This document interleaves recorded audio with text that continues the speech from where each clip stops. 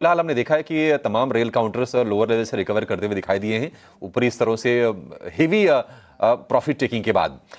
एक जरा राय चाहिए रेलवे काउंटर पर। शिवांगी, आप ही जरा बताइए, अगर एक दो शेयर किसी को चुनने हो और अपना नजरिया मान लीजिए हफ्ते 10 दिन रखना हो, एटलीस्ट बजट या फिर बजट के 2-4 दिन, और आपका कंफर्ट कहां पर अलाउ कर रहा है? रेलवे स्टॉक्स की जो सीजनैलिटी वाइज अगर हम एनालिसिस करें तो ये क्वार्टर में काफी एक अच्छा मूवमेंट आता है बजट के चलते। आईआरसीटीसी मेरे नजर पे है क्योंकि यहाँ पे एक शॉर्ट कवरिंग मूव देखने को मिल रही है, बट अगेन ये कंडीशनल ट्रेड रहेगा।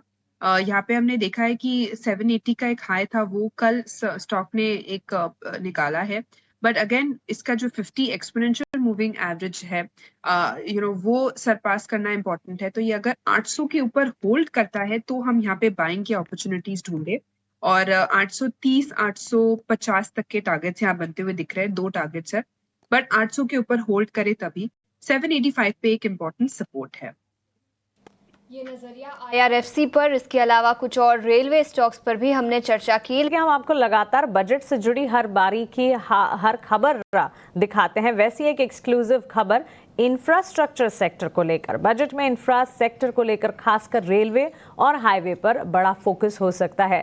खासकर वित्त मंत्री निर्मला सीतारमण रेलवे के लिए बड़े ऐलान कर सकती हैं। बजट से जुड़ी एक और एक्सक्लूसिव खबर के साथ हमारे संवाददाता समीर दीक्षित हमारे साथ जुड़ गए हैं। समीर, बताइए। आगामी यूनियन बजट में सरकार का इंफ्रा सेक्टर पर विशेष फोकस रहने वाला है, खासकर रेलवे सेक्टर पे। सूत्र ये बता रहे हैं कि रेलवे सेक्टर का जो बजटीय आवंटन वित्त वर्ष 2025-26 का रहेगा वो 15 से 20% ज़्यादा रह सकता है पिछले साल की तुलना में, जो इस साल तकरीबन 2.8 लाख करोड़ रुपए के आसपास रह सकता है। और ये ज़्यादा बजटीय आवंटन का खर्च मुख्यतः 3 की एरियाज में किया जा सकता है, जिसमें सबसे पहला है हाई स्पीड मोबिलिटी, यानी कि ज़्यादा से ज़्यादा वंदे भारत ट्रेन का रोल आउट किया जाएगा, उनको पटरी पर उतारा जाएगा।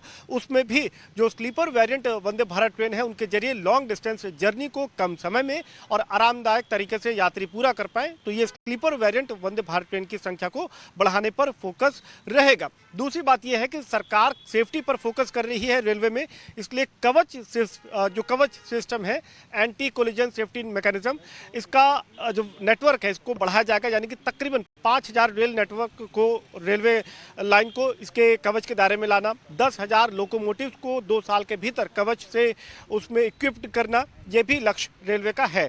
इसके साथ ही साथ ये भी कोशिश की जाएगी कि जो रेलवे का टोटल नेटवर्क है इसमें भी इजाफा किया जाए। रेलवे लाइन की डबलिंग ट्रिपलिंग, उस पर भी जबरदस्त खर्च किया जाएगा। इस सब के साथ ये भी सूत्रों से पता चल रहा है कि वित्त मंत्री निर्मला सीतारमण अपनी बजट स्पीच में यूएसबीआरएल प्रोजेक्ट का, यानी कि जम्मू से श्रीनगर रेल कनेक्टिविटी स्थापित होने का जिक्र कर सकती हैं, और जम्मू से श्रीनगर ट्रेन चलाने की बात वो कह सकती हैं, जो कि अपने आप में पूरे भारतीय रेलवे के लिए, भारत के लिए एक गौरवशाली पल होगा। तो ये एक प्रमुख यहाँ पर डेवलपमेंट रेलवे को लेकर के होता हुआ नजर आ रहा है, और कोशिश सरकार की यही है कि रेलवे के विस्तार के जरिए लॉजिस्टिक कॉस्ट को भी देश में कम किया जा सके।